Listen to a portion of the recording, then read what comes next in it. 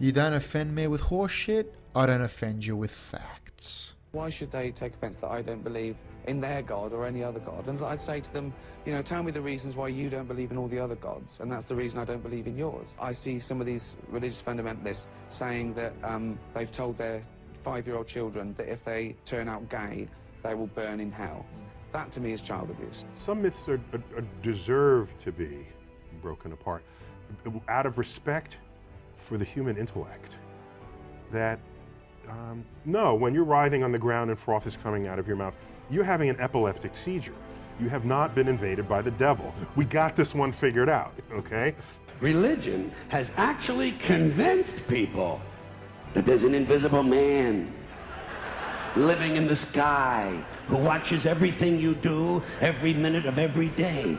And the invisible man has a special list of 10 things he does not want you to do.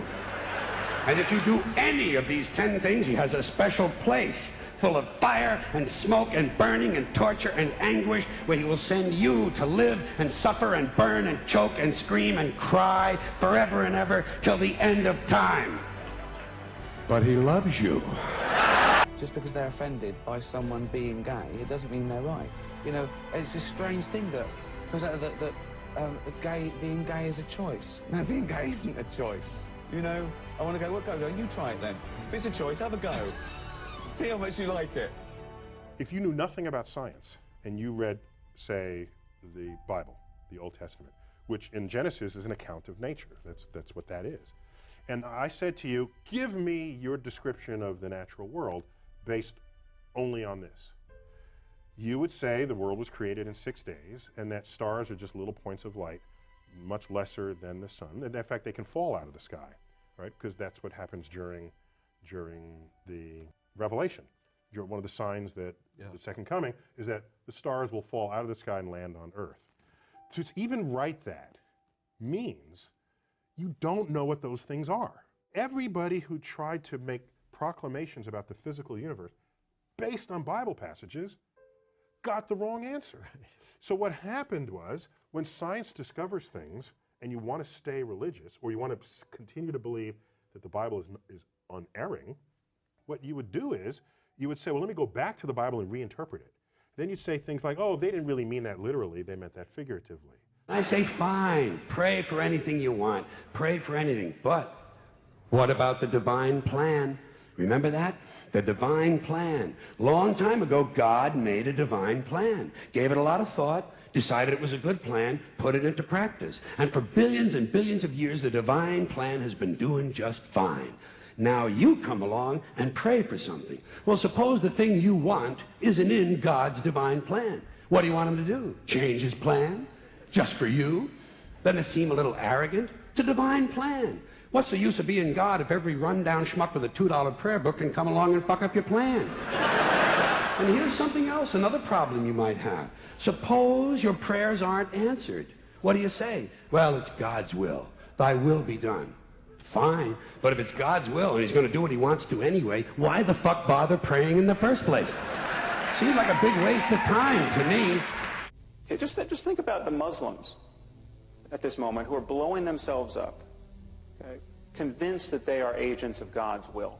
There is absolutely nothing that Dr. Craig can say against their behavior in moral terms, apart from his own faith-based claim that they're praying to the wrong God. If they had the right God, what they were doing would be good on divine command theory. Now, I'm obviously not saying that Dr. Craig or all religious people are psychopaths and psychotics, but this to me is the true horror of religion.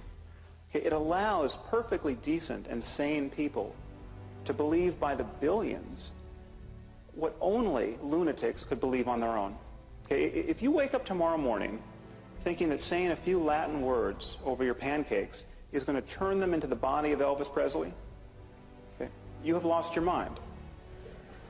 Okay. But if you think more or less the same thing about a cracker and the body of Jesus, you're just a Catholic. Probably going to be the most simplest one for you to answer, but what if you're wrong?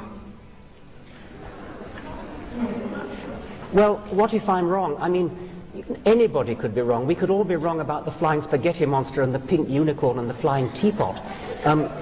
You happen to have been brought up, I would presume, in the Christian faith.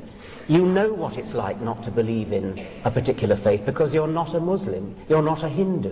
Why aren't you a Hindu? Because you happen to have been brought up in America, not in India. If you'd been brought up in India, you'd be a Hindu. If you were brought up in Denmark in the time of the Vikings, you'd be believing in Wotan and Thor. If you were brought up in classical Greece, you'd be believing in Zeus. If you were brought up in Central Africa, you'd be believing in the great Juju up the mountain.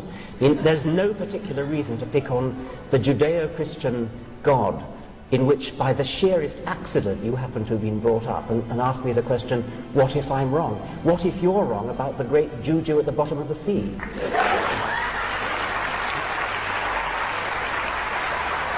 Science is constantly proved all the time. You see, if we take something like any fiction, in any holy book, in any other fiction, and destroyed it, okay, in 1,000 years' time, that wouldn't come back just as it was. Whereas if we took every science book, right, and every fact, and destroyed them all, in 1,000 years, they'd all be back, because all the same tests would be the same result. That's good. That's really good. So That's really good. I don't need faith in science. I don't need faith to know that probably if I jump out of a window, every other time someone jumped out, they smash to the ground because of this thing called gravity. What I loved about Jesus was he was kind, and he was brave, and I thought he was amazing. And I thought he was brilliant, like just a brilliant guy, you know. So I was about 8, and my brother must have been 19. He came in once, and I was doing something from the Bible, and I said, "What are you doing?" I said, "Oh, drawing Jesus." And he went, "Who was Jesus?" And I said, "Well, he was the Son of God." He went, "Why do you believe in God?" Right? And my mum went, "Bob, shut up." And I knew she had something to hide, and he was telling the truth. And I knew from body language. And then I worked it out, and I was an atheist in an hour. In an hour? Yeah. It's true.